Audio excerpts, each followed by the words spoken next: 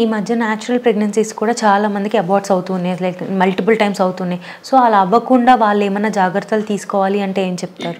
So కామన్గా మనకి abortions అనేటివి ఫస్ట్ 3 monthsలో జరగవచ్చు, లేదా సెకండ్ 3 monthsలో జరగవచ్చు.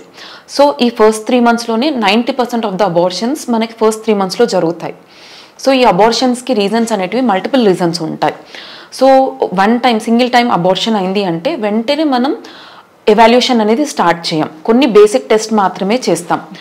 2 to 3 times అబార్షన్ అవుతుంది అన్నప్పుడు మాత్రం ఇన్ డీటెయిల్గా జెనెటిక్ టెస్టింగ్ ఇవన్నీ కూడా అడ్వైస్ చేస్తాం.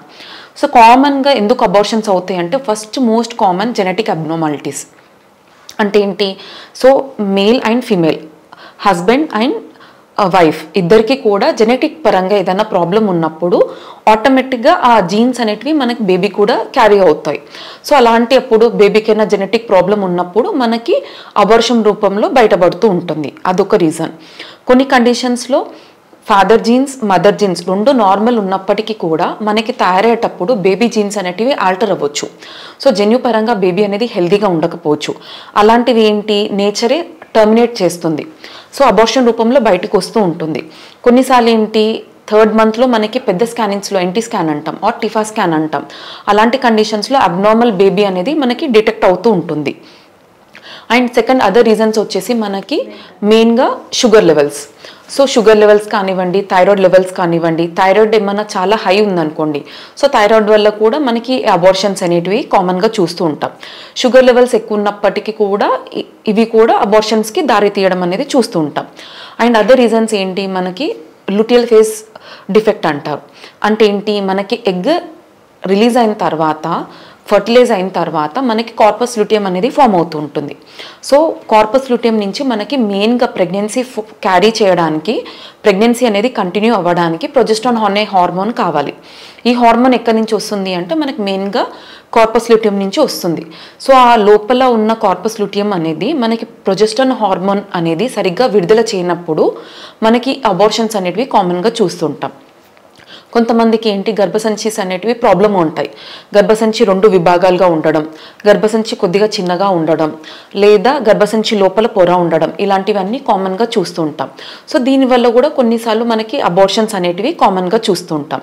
అండ్ అదర్ రీజన్స్ వచ్చేసి కొన్ని మదర్లో కొంచెం బ్లడ్ క్లాటింగ్ టెండెన్సీస్ అనేటివి ఎక్కువగా ఉంటాయి.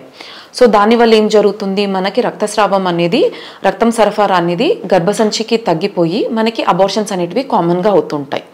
అండ్ ఇంకొన్ని కండిషన్స్లో మనకి ఫాదర్ నుంచి స్పర్మ్ ఉంటుంది కదా, సో స్పర్మ్లో కూడా DNA ఏదైనా ప్రాబ్లం ఉన్నప్పటికీ కూడా మనకి అబార్షన్స్ అనేటివి కామన్గా చూస్తుంటాం.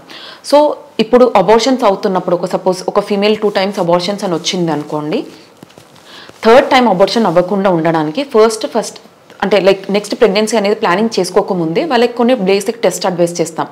వాళ్ళ థైరాయిడ్స్ ఎలా ఉన్నాయి, వాళ్ళ షుగర్ లెవెల్స్ ఎలా ఉన్నాయి, వాళ్ళకి యూట్రస్ హెల్దీగానే ఉందా లేదా, ఏదైనా ప్రాబ్లం ఉందా అనేది చూసుకుంటాం. అండ్ అలాగే క్యారోటైపింగ్, జెనెటిక్ టెస్టింగ్ అంటాం కదా. సో వైఫ్కి అండ్ హస్బెండ్కి ఇద్దరికి కూడా జెనెటిక్ టెస్టింగ్ అనేది చేపిస్తాం. అండ్ అలాగే అప్లాస్ అంటారు, అంటే బ్లడ్ క్లాటింగ్ టెండెన్సీ అనేది ఏమైనా ఉందా లేదా అనేది చెక్ చేసుకుంటాం.